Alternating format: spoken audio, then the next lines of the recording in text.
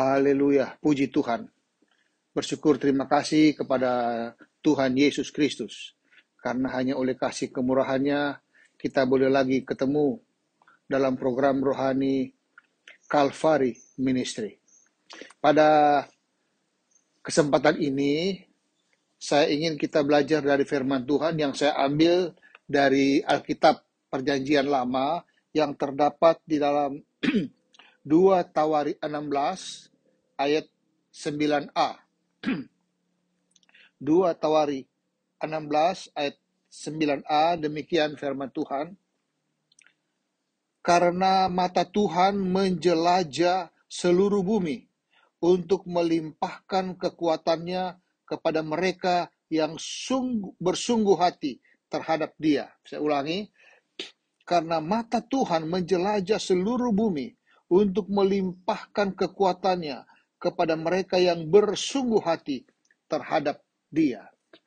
Kepada mereka yang bersungguh hati terhadap Dia, itu adalah orang-orang yang percaya kepada Yesus dan mengasihi Yesus lebih dari segala-galanya. Nah, kalau kita perhatikan ayat ini dikatakan bahwa mata Tuhan menjelajah bumi. Menjelajah bumi, kata menjelajah itu artinya adalah menelusuri kemana-mana untuk menyelidiki seluruh bumi. Apakah Allah akan mendapati orang-orang yang bersungguh hati kepada Dia. Apabila Allah menemukan ada orang-orang yang sungguh hati atau orang-orang yang percaya dan mengasihi Dia, maka kepadanya diberikan tanda untuk dilimpahkan kekuatan. Untuk memberikan kekuatan, memberikan kuasa, memberikan kemenangan kepada orang-orang yang mengasihi Tuhan. Orang-orang yang bersungguh hati kepadanya. Nah, ketika Allah menjelajahi bumi ini, kemudian Dia menemukan ada orang-orang yang bersungguh hati mengasihi Dia dan percaya kepada Dia, maka Allah memberikan tanda. Tanda yang Allah berikan itu dapat kita lihat di dalam Yehezkiel 9 ayat yang keempat berkata begini, firman Tuhan kepadanya, berjalanlah dari tengah-tengah kota, yaitu Yerusalem, dan tulislah huruf T pada dahi orang-orang yang berkeluh kesah karena segala perbuatan-perbuatan keji yang dilakukan di sana. Jadi Allah memerintahkan supaya berjalanlah ke seluruh Yerusalem. Kemudian kalau ketemu ada orang-orang yang berkeluh kesah karena segala perbuatan-perbuatan keji, artinya ada orang-orang yang merasa sedih melihat ada orang yang berbuat dosa, sebagaimana Allah juga sedih melihat ketika ada orang-orang yang dikasihinya berbuat dosa, maka mereka-mereka yang mendapatkan orang-orang tersebut diberi tanda. Di sini dikatakan, berjalanlah dari tengah-tengah kota Yerusalem dan tulislah huruf T pada dahi orang-orang tersebut. Jadi orang-orang yang merasa sedih melihat dosa yang makin hari makin bertambah karena melihat betapa mereka itu satu kali kelak pasti akan menuju kepada kebinasaan kekal, maka mereka itu yang mengalami kesedihan itu atau keluh kesah itu diberikan tanda T. Nah, apa artinya ini? Nah, kalau kita lihat di dalam ayat yang ke-6 dikatakan bahwa orang-orang tua, taruna-taruna dan dara-dara, anak-anak kecil dan perempuan-perempuan bunuh dan musnahkan. Mereka semua dimusnahkan. Tetapi semua orang yang ditandai dengan huruf T itu jangan singgung. Artinya jangan ganggu gugat. Jangan mengganggu mereka. Dan mulailah dari tempat kudusku. Jadi pembinasaan atau pembunuhan terhadap orang-orang fasik, orang-orang yang berbuat dosa, dan Allah sedih serta orang-orang yang uh, orang-orang yang setia kepada Tuhan melihat itu sedih juga, maka kepada mereka diberikan tanda T. Sedangkan orang yang tidak diberikan tanda T dibunuh semuanya. Artinya bahwa ada tanda yang membuat orang-orang yang percaya kepada Tuhan itu mendapat perlindungan dari Tuhan. Kalau orang-orang yang hidup di akhir zaman ini percaya kepada Tuhan Yesus dan mau setia kepada Dia, Allah yang penuh dengan kasih sayang itu akan memberikan tanda T di hatinya. T artinya bicara tentang tanda salib. Kalau huruf Ibrani, tanda T atau tau itu adalah huruf terakhir dari huruf Ibrani. Tetapi kalau kita kaitkan ke akhir zaman, maka itu tanda T itu berbicara tanda salib di dalam hati kita. Bagi orang-orang yang percaya kepada Yesus dan mau setia kepada Yesus. Mereka yang mendapat tanda T di hati mereka itu tidak akan mengalami kebinasaan. Tetapi memiliki hidup yang kekal. Sama seperti ini. Allah menjelajahi seluruh bumi, kemudian melihat orang-orang yang sungguh-sungguh mengasihi Tuhan. Kepada mereka akan diberikan tanda T. Tanda bahwa ada orang-orang yang sungguh-sungguh mengasihi Tuhan. Kita kembali ke ayat tadi. Bahwa Allah, mata Tuhan menjelajah seluruh bumi untuk memberikan kekuatan kepada mereka yang bersungguh-sungguh hati kepada Tuhan. Orang yang bersungguh-sungguh hati kepada Tuhan akan mendapat tanda khusus dari Tuhan. Kita bersyukur kalau kita sekarang sudah percaya kepada Yesus. Kita percaya bahwa kita mendapat tanda salib di hati kita. Karena percaya Yesus mati di kayu salib Kalvari untuk tebus dosa-dosa manusia. Dan siapa percaya kepada Dia tidak binasa, tapi beroleh hidup yang kekal. Tetapi wahai engkau yang belum percaya kepada Yesus pada saat ini adalah kesempatan. Biarlah engkau mau menerima Yesus sebagai Tuhan dan Juru Selamat pribadi. Engkau percaya dalam hati bahwa Allah telah membangkitkan Yesus dari antara orang mati. Dan mengaku Yesus adalah Tuhan dan Juru Selamat. Maka engkau mendapatkan tanda khusus dari Tuhan bahwa engkau adalah milik Tuhan. Haleluya. Puji Tuhan. Terus. Nah, saya pelajari bahwa orang-orang yang bersungguh hati tersebut ada tanda-tandanya, ada ciri-cirinya. Sehingga ketika Allah menjelajahi bumi ini, Allah bisa melihat, oh ini orang adalah orang yang bersungguh hati kepada Tuhan. Oh ini orang ini hanya main-main dengan Tuhan.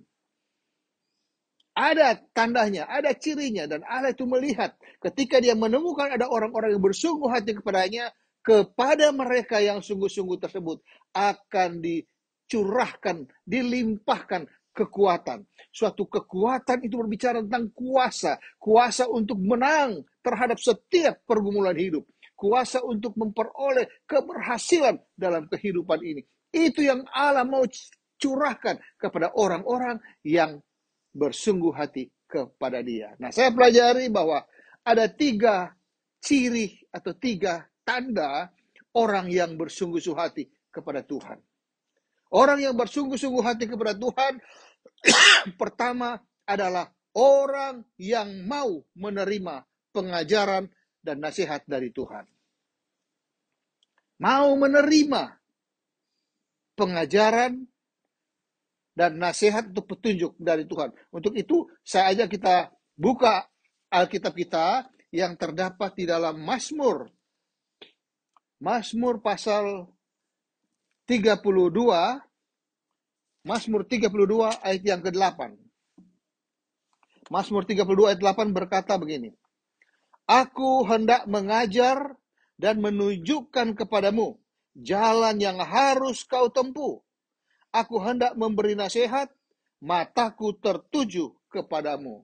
Mataku, mata Tuhan yang sedang menjelajahi bumi ini tertuju kepadamu. Kepada siapa? Kepada engkau yang mau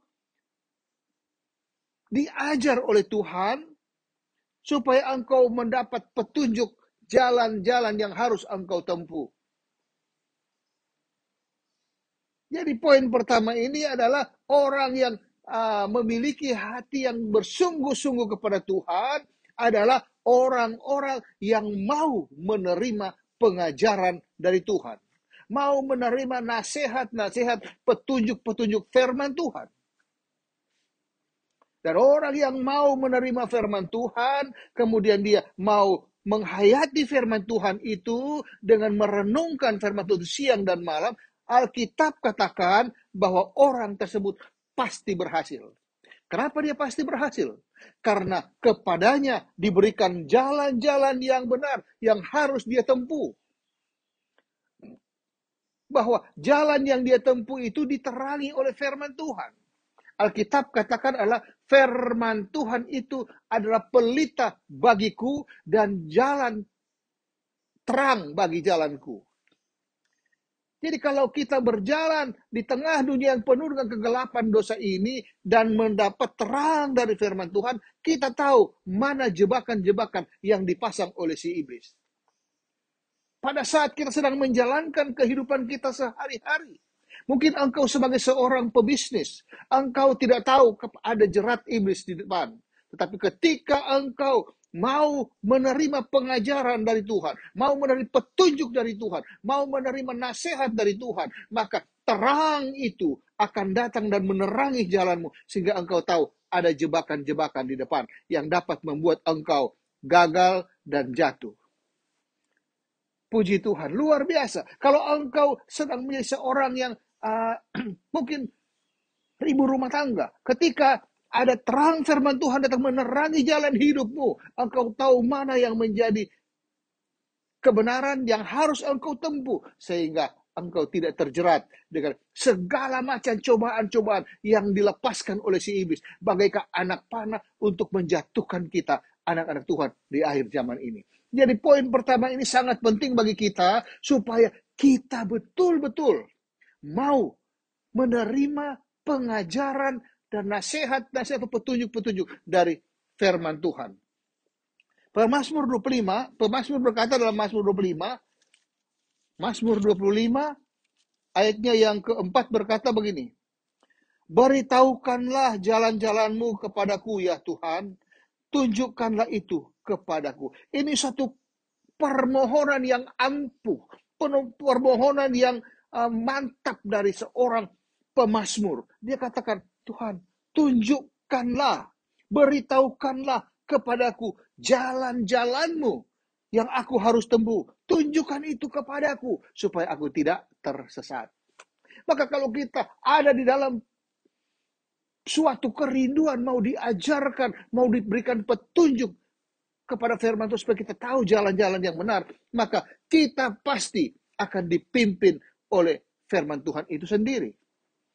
Kalau kita mau sungguh-sungguh ingin dipimpin oleh firman Tuhan itu merupakan salah satu bukti bahwa kita bersungguh hati kepada Tuhan dan mata Tuhan tertuju kepada orang yang bersungguh-sungguh hati kepadanya.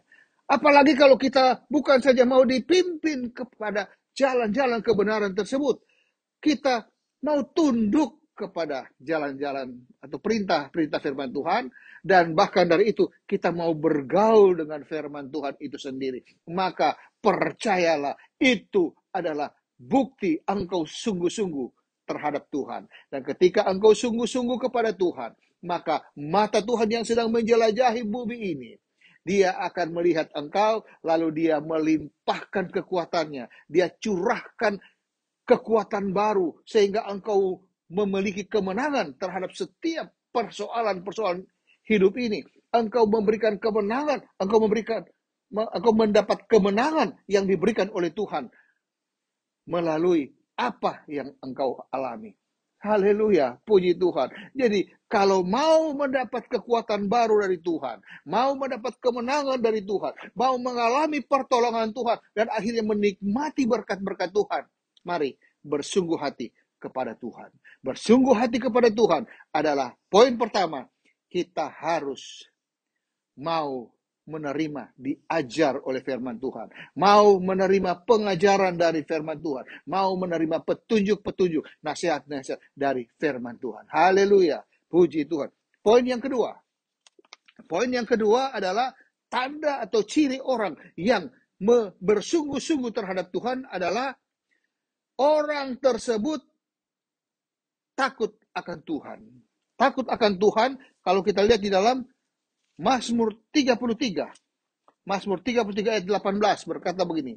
Sesungguhnya mata Tuhan tertuju kepada mereka yang takut akan Dia, kepada mereka yang berharap akan kasih setianya. Jadi mata Tuhan itu tertuju kepada, pertama, kepada orang-orang yang mau diajar oleh firman Tuhan dan mau mengikuti petunjuk-petunjuk Tuhan. Dan kedua, kepada orang-orang yang takut akan Tuhan. Takut akan Tuhan ini berbicara tentang orang yang respect kepada Tuhan. Orang yang menghormati Tuhan. Orang yang menghormati Tuhan atau orang yang takut akan Tuhan. Kita tahu bahwa ada dua takut akan Tuhan. Ada yang takut karena yang dalam bahasa Inggris dikenal sebagai fear of God. Fear of God ini juga takut akan Tuhan, tetapi takutnya karena dia hidup kudus dan beriman kepada Allah yang Maha Kuasa. Dan yang kedua adalah afraid of God. Afraid of God adalah takut kepada Tuhan karena dia berdosa dan memberontak kepada Tuhan sehingga dia tidak berani mendekati kekudusannya Tuhan. Nah, yang ada di dalam ayat ini adalah fear of God. Fear of God itu berbicara bahwa kita ini anak-anak Tuhan yang mengasihi Dia, kita sangat menghormati Dia. Kita takut karena kita menghormati Dia. Menghormati sebagai apa? Kalau kita lihat di dalam 1 Tawari pasal 29, 1 Tawari pasal 29 ayat 11 berkata begini. Ini puji-pujian dari Raja Daud, mengakui dan menghormati Tuhan sebagai bukti dia takut akan Tuhan. Ayat 11, ya Tuhan, punyamulah kebesaran dan kejayaan, kehormatan, kemasyuran, dan keagungan. Ya, segala-galanya yang ada di langit dan di bumi. Ya Tuhan, punyamulah kerajaan dan Engkau yang tertinggi itu melebihi segala-galanya sebagai kepala.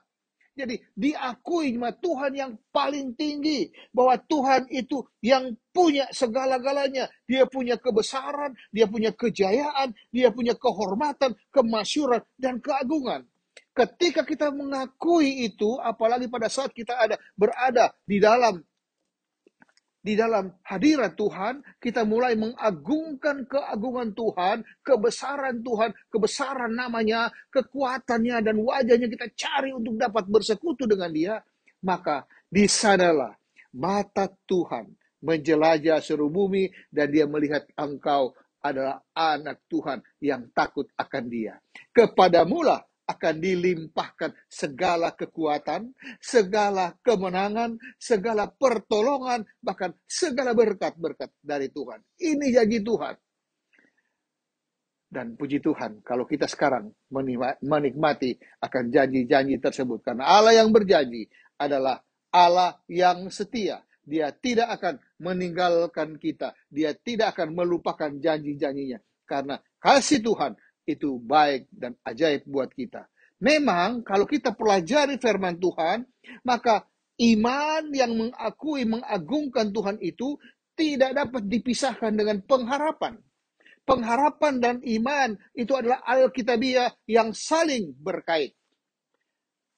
Iman adalah saat ini dan pengharapan adalah hari esok.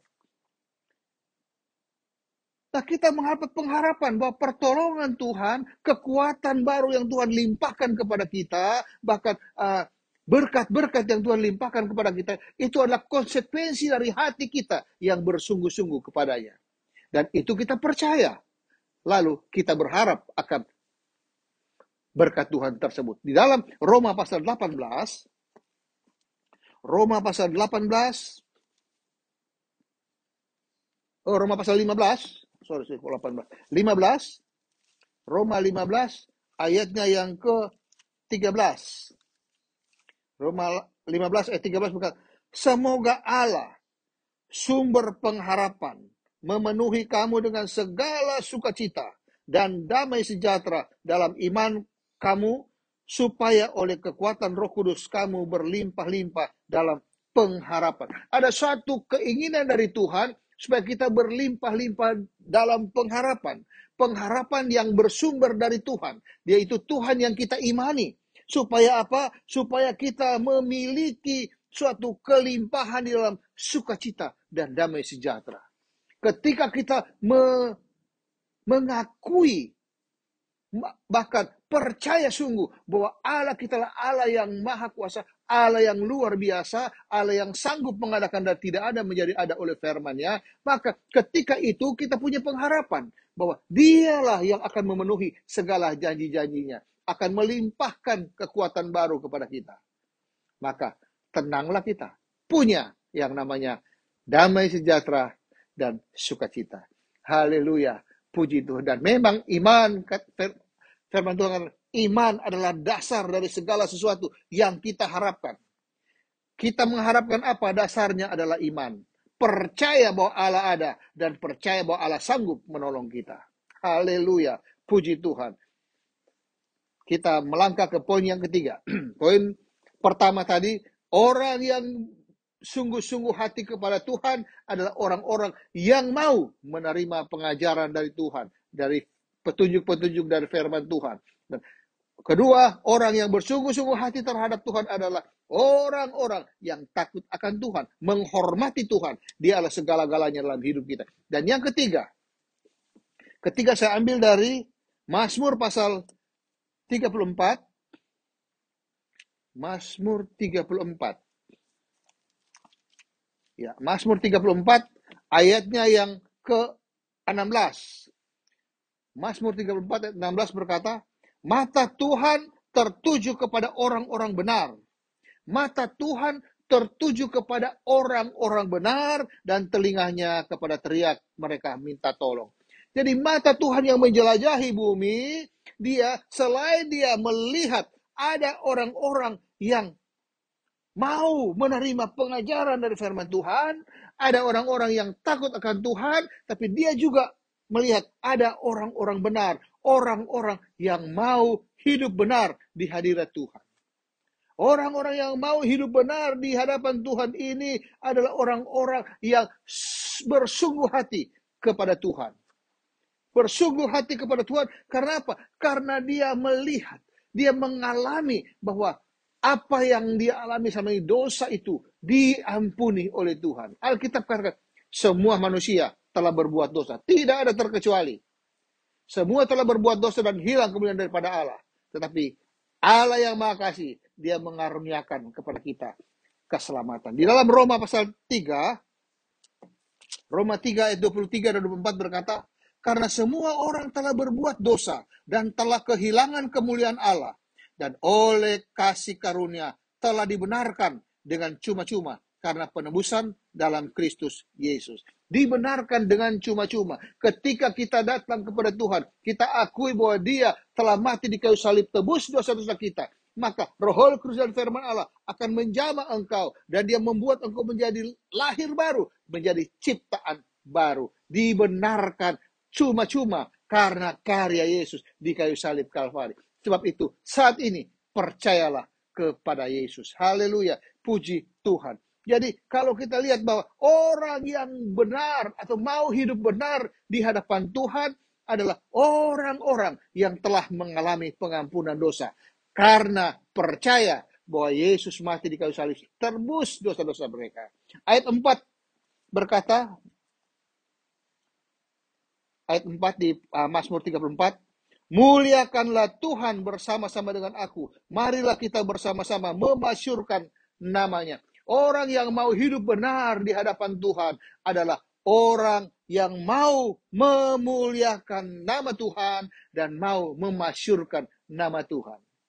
memasyurkan nama Tuhan itu, bersaksi bahwa Tuhan itu sangat baik. Kita dibenarkan secara cuma-cuma karena karya Yesus di kayu salib Kalvari. Ini penting.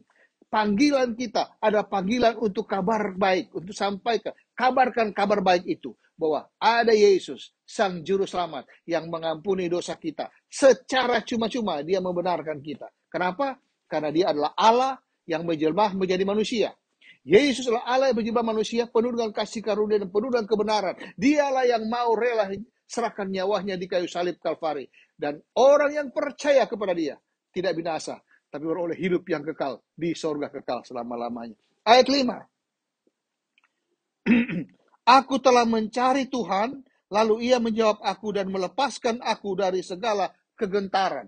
Jadi orang yang mau hidup benar di hadapan Tuhan adalah orang yang mau mencari Tuhan.